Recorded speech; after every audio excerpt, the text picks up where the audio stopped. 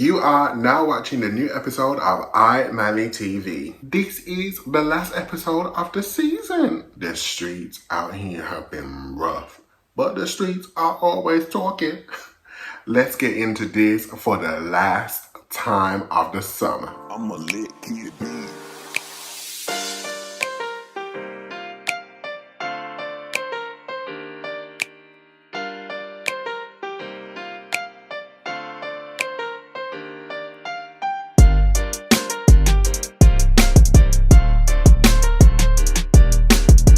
So to start it all off with, Black Widow was released, I think, last week Friday or the week before. Last week Friday? I watched it on Saturday anyway. Yeah, last week Friday. Black Widow was released last week Friday. So I went to the cinemas to go watch it. And you know what? It's so absurd to see the cinemas like packed out. And it's only a Marvel film that can get people out of their house and back into the cinemas. And yeah, the cinema was packed. It felt so unreal because of COVID. Like, I literally was sitting there like, I am sitting in a packed cinema and we're kind of coming out of a pandemic. I don't know how to feel. But it was fine. I came out and I do not have COVID, so you know, vaccine and all that. But anyway, watched the movie. To be honest, Black Widow for me, it was a 7 out of 10. The only reason why I say it's a 7 out of 10 is because I kind of wanted more female empowerment. I kind of wanted more girl power. There was a little bit of girl power, but I felt like there could have been a lot more, especially when it came to the villain of the film. I feel like all the girls could have ganged up on him and, you know, really made him va-va-voom. And it kind of just was like, it kind of was just a subtle ending for him. And I feel like that's just too... It's just too much toxic masculinity for me, because he was portraying toxic masculinity, like making girls like have babies or whatsoever and trapping them and controlling them. But they didn't want to do no damage. And I felt like that's the reason why it's a 7 out of 10 for me. Her sister, definitely she's going to be the new Black Widow in the next Marvel films. It's clear as fucking day. But for me, it was just a 7 out of 10. For me, I just wanted to see more girl power in the film. And then for me, then that would have made it more of a 9 out of 10 or maybe a 10 out of 10. Just wanting to see a little bit more action. I feel like the trailer... it's just a little bit more better than the film in terms of action and stuff. Don't get me wrong, there were times in the film where I was like, there was times where I was like that in the film. But I just wanted to see just a little bit more girl power, just a little bit more girl power. But yeah, 7 out of 10. But I definitely advise you guys to go out to the cinemas and go watch the film. It's a lovely film for you to get out of the house and go to the cinemas again. After COVID or post-COVID or whatever we want to call it. It's definitely a film that you definitely need to go see in the cinemas. I definitely can tell you that. But 7 out of 10 for me, just that little tweak in the storyline would have made it a 9 out of 10 for me. So, like I said, the streets have been rough this week. And obviously last weekend, it was the Euro final. And obviously I record my videos on a Friday, so obviously I missed the whole commotion. However, things have been going on throughout the whole of the week and it's absolutely atrocious. So if you haven't known, you should know by now, Rashford, Sancho and Saka, they all experienced racism from the match. And you know what? After I'm evaluating the situation, after watching the match, when I saw Rashford go up, I kind of was like, okay, obviously he's the UK Prime Minister, so I can kind of see where Gareth Southgate was going with putting Rashford up for the penalties, because if he saves this, you know, he's even going to be more of a bigger hero. You see, the funny thing about it is Marcus Rashford is more light-skinned. I'm sure he's mixed race, but he's more light-skinned. So to the racists, you know, they're a little bit more friendly towards Rashford because of his skin tone. However, when you look at Saka, who is more darker, racism already kicks in because he's more of a darker complexion. Anyway, so when Saka went up for the last penalty, I was like, if he misses this is gonna be something. This is it's either gonna end out good or it's gonna end out bad, because regardless of what you say, there's racism everywhere. You can't stamp out racism, it's there. So I was just like, if he misses this, the racism is gonna be strife. And it absolutely was. He missed it.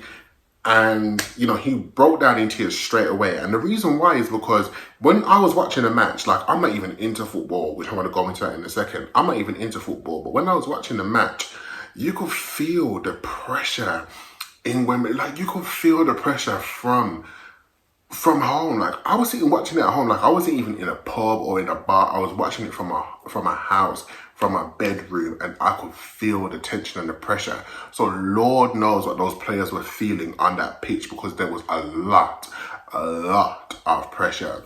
And for Saka, who's so young, and for him to do the last penalty, there was a lot of pressure on him, and for him to miss it, I can see the reason why he would break down in tears. Because there's a lot of things that would have been going through his head. One, he's a dark-skinned black player.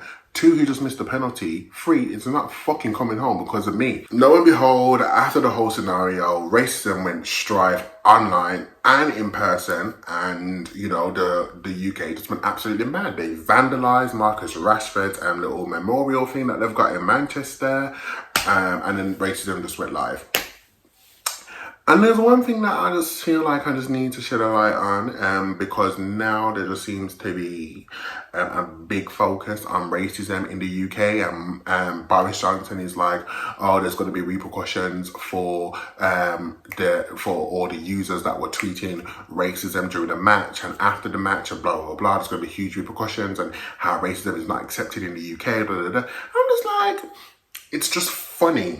It's just really funny how football has managed to bring racism to Boris Johnson's attention, because when we were doing the Black Lives Matter parades and protests, when we've been speaking about industrial racism, racism on the BBC, racism in TV in general, racism in the UK in general, when we were speaking about that, like, it didn't seem that much of an issue. But now that it's in football, oh no, we definitely need to sort this out. Like, I'm like, the chokehold that football has on Britain is phenomenal.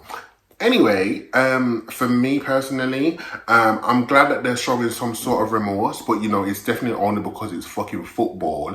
That's the only reason why it's fucking football, because if it was any other sort of act, like, there's been racism in music, in TV, in film, there's racism everywhere, but now they want to put a focus on it because it's in football. Anyway, me personally, this is the reason why I don't watch football. This is the reason why I can't get into it. I'm not gonna lie, as of late, it's been good to see black players like Raheem Sterling, Sancho and Saka and Rashford. It's good to see them getting the praise that they deserve. However, for me, when I was growing up, I feel like I had a subconscious feeling, knowing, because when I was watching football, all I was seeing was white men, and the hooligans that I was seeing on TV were all white men, and it was always so weird for me to see black people was interested in football, because I never ever saw a black person in football when I was growing up. And then as I got older, you see the odd few black players here and there,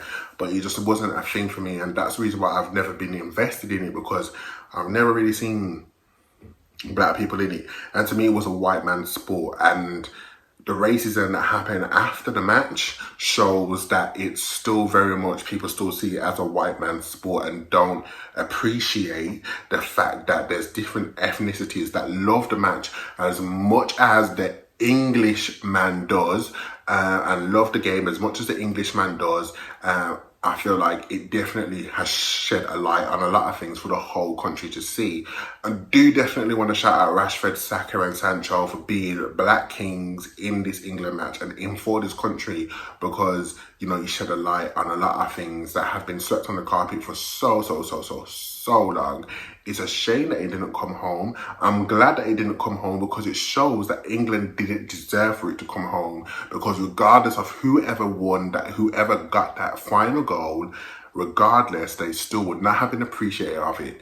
But yeah, we got to hold on to Rashford, Saka and Sancho, the three black and ethnic kings of the England team that deserve to be held up. And hopefully, racism is not going to go away, but hopefully racism will be amounted to a minimum across all boards, across all industries within the UK and within the world. So let's get into the juicy tea of what's been talked about on the streets.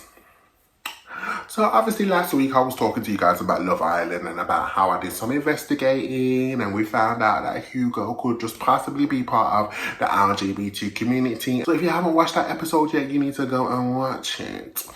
Anyway, so this week, the streets have been talking. It's been announced, it's been revealed on TikTok that somebody's posted a TikTok saying that somebody in the Love Island is acting straight when really they're gay. And apparently this person that posted this TikTok had a little fling with somebody that's currently in the villa. And word on road is the person that has had a gay fling in the villa is Jake.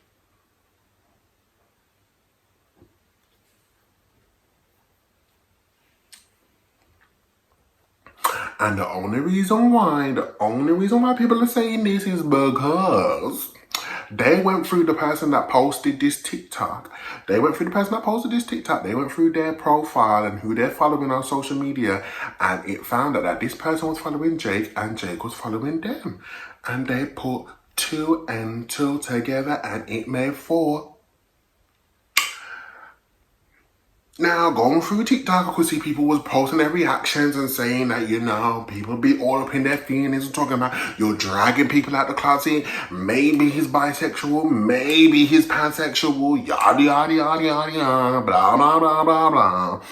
All I'm saying is, expose all of the tea. Like, I'm here for people exposing the tea because this is what my YouTube channel is all about.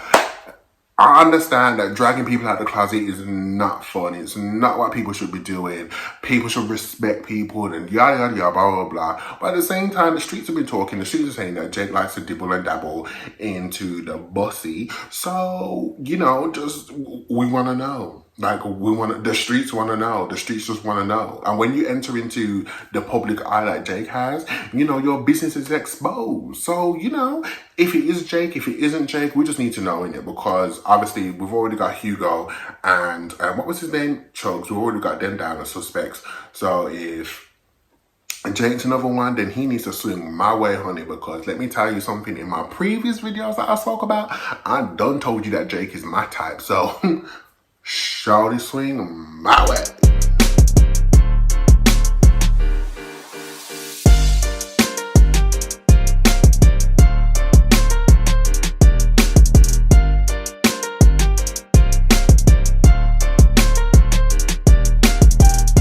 Okay, so over on the music side, so this week has been an absolute mazza for music. Normani and Cardi B has finally been released. It's finally dropped. And let me tell you how I feel about the song. So when I first heard the song, because obviously I'm a working man, so when I first heard the song, all I could do was listen to the song. I didn't watch the video. So I listened to the song and I listened to the song a few times, and I was just like, okay, yeah, it's okay. I didn't even clock the Aaliyah sample at first. I didn't even clock it.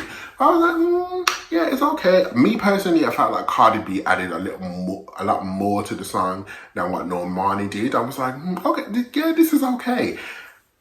I was like, yeah, it's okay. I mean, it's not what I was expecting for Normani to make a return, because she ain't released music in about 2 to 3 years. It's not what I expected. But I was like, it's okay. Like, it's not a monstrous hit just yet. I was like, it's not a monstrous hit. I don't think it's a monstrous hit, but I was like, it's okay, we'll see how it goes. But I didn't watch the music video. And I've just seen the music video and I can clarify, I see what people are talking about. The music video just does something for the song. And the music video takes a song from a 6 out of 10 to an 8 out of 10. Like, the music video does this. And this is what music videos should do. Like, for certain songs, music videos either elevate it or make it just disqualified. Just make it nah. But the music video for Normani's new song is absolutely an 8 out of 10. 8 out of 10. I'm sure the audio in the music video is different to what I'm hearing on Spotify. I'm sure. The music video just, it captivated me. I couldn't keep my eyes off the TV screen. Like, I was like, wow, this is a fucking music video. The choreography, the looks, everything about it is just, I can't say it's a 10 out of 10, it's an 8 out of 10. But yeah, you know what? I gotta give it to Normani. I just feel like, if I'm gonna be a critique, I just feel like it doesn't have that radio airplay. I just feel like it doesn't have that radio airplay. Like, Motivation for me, Motivation had that radio airplay, banging music video. For me, I don't know why this wasn't a hit. I feel like this new song is, I don't feel like it's got the radio airplay, and that's what's lacking for me, is the radio airplay. I could be wrong, it could blow up. And I think Motivation was a crossover here. I feel like this is going to get more airplay on R&B radio. I definitely want this to be a crossover hit. If it's not, it's okay. She's returned and she just needs to keep it coming. I do want the next single to be 100% crossover, so I want it to be R&B and pop. So it needs to be radio airplay, mainstream friendly, banging music video. She just needs to tick all 3 boxes. At the moment, for me, she's ticked 2. She's ticked 2 boxes. I like the song, I like the video. Does it have radio airplay? It's very questionable. On the other hand, I would like for you guys to go and vote on my Instagram and let me know whether you think the song is a bop or a flop. Go follow me on Instagram at iMallyUK and get voting, people. It's going to be on my IG story, so you got to keep an eye out for that, because remember, it's only on for 24 hours. Last week in my previous video, I was talking about Stormzy and Dave released a new song called Clash and how it just wasn't connecting for me. And then lo and behold, as I'm out about on the streets doing what I do, the streets are telling me that Chip literally released a comeback. Like, he released a comeback, and I was like, wait, this song was dedicated to Chip. Like, wait a second, what? Like, I completely missed the memo. So apparently Stormzy is sending for Chip in the song, and I'm just like, okay, but from my understanding, like, I'm sure that beef was deaded, and I'm sure Chipmunk won that beef. So why is Stormzy bringing this back up again? For me personally, Chip still wins for me. I am a Chipmunk fan, close to being a stan. I'm Team Chipmunk, me. Do I like Chipmunk's version of Clash? I like it better than Dave and Stormzy's version, but for me, I'm still not connecting. I think it's the rhythm. I think it's just the beat. I'm just not connecting. I'm just not connecting. Nah. And then also, I definitely have to mention this new single. So Mahalia has released a new single called When You're Ready, and it samples the Mark Morrison song Get It On Tonight. And Mahalia has used this sample, she's used this sample perfectly. To be honest, I first heard this song on the radio, and it's radio friendly. And this is what I try to say to Normani. Like, when I heard Normani's song on the radio, it weren't giving me radio friendly. But Mahalia's new song is giving me radio friendly, samples correctly. Like, it's, I feel like this is another hit for Mahalia. So what do you guys think of Mahalia's new song? Let me know in the comment section, and also vote on my Instagram story if it's a bop or a flop. For me, this is a bop. It's already added onto my playlist, which you need to go and follow on Spotify. Search at iMallyUK, and it's also on YouTube as well. It should be somewhere down here, somewhere down here. There should be a link for it somewhere down here, girl. So yeah, let me know what you think of Mahalia's new song. Me personally, she hit the nail on the head with this one, and it's added onto my playlist. And you know what? If I'm going to be honest, I'm not really a big fan of Mahalia. I'm not a big fan. So this one is, yes. She did that.